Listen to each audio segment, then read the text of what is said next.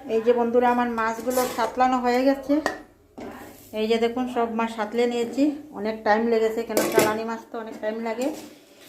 আর এই যে তেলের মধ্যে দিয়েছি আমি তেজপাতা আর জিরে ফোড়ন দিয়েছি। আর মাছগুলো যে তরকারির মাছগুলো এই যে দেখুন আমি পেঁয়াজ দিয়ে ভেজে রেখেছি। এটা আমি পরে ঝুলে দিয়ে দেবো, খুব স্বাদ হয়। আর এখানে দিয়েছি জিরা আর তেজপাতা।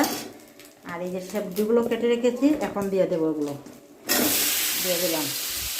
ভালো করে সাপলিয়ে তারপরে আমি মশলা দেবো, আর অনেক পরে নুন মশলা সব পরে দেবো।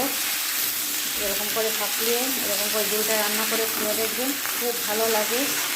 অন্য রকম একটা টেস্ট হয়। অনেকে তো অনেক ধরনেরই রান্না করে, আমি এই ধরনের করি। আমি যারা যারা খেয়েছে আমার হাতে এরকম তরকারি সবাই বলেছে ভালো হয়েছে, এরকমই আমি রান্না করি। আমি যখন ভালো করে সাপলে নেবো, সাপলিয়ে এই যে গরম জল বসিয়েছি, গরম জল দেবো। আর আমি একে একে সব মশলা দিয়ে দেবো আমি হলুদ গুঁড়ো, জিরে গুঁড়ো, ধনে গুঁড়ো, লঙ্কা গুঁড়ো। ধনে পাতাটা আজকে শেষ হয়ে গেছে, দিতে পারবো না।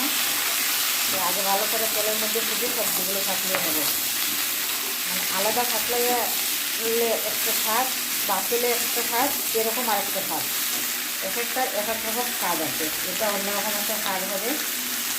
অবশ্যই আপনারা পুরো ভিডিওটা দেখবেন, লাইক করবে, কমেন্ট করবে, শেয়ার করবে, অবশ্যই আমার পাশে থাকবে। ভুল হলে ক্ষমা করবে। আমার ভিডিওটা যাতে ফেরতে চলে যায়, আমি তো ভালো করে করতে পারি না, এডিট করতে পারি না, টপ ক্যামেরা আমি মাইক নিয়ে কোনো কিছু নেই আমার।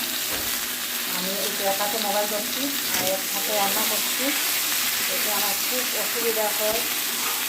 আমার কী সমস্যা, আমি নিজের মানসিক শরীর একদম সুস্থ নয়, আমার মনের দিক থেকে আমি খুবই অসুস্থ মনের দিক থেকে।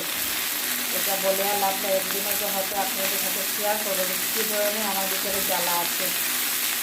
বলতে চাই না, লোকে ভাববে যে আমি ভিডিও করছি আর এগুলো দেখে হয়তো কোনো কিছু একটা দুর্বলতা সৃষ্টি করছি, না মোটেই না।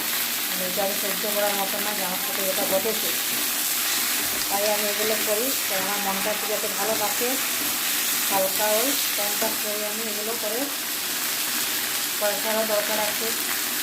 তাই বন্ধুরা অবশ্যই আমার কাছে থাকবে, লাইক কমেন্ট শেয়ার অবশ্যই করবে। আপনারা কাছে থাকলে অবশ্যই আমি এগিয়ে যাব।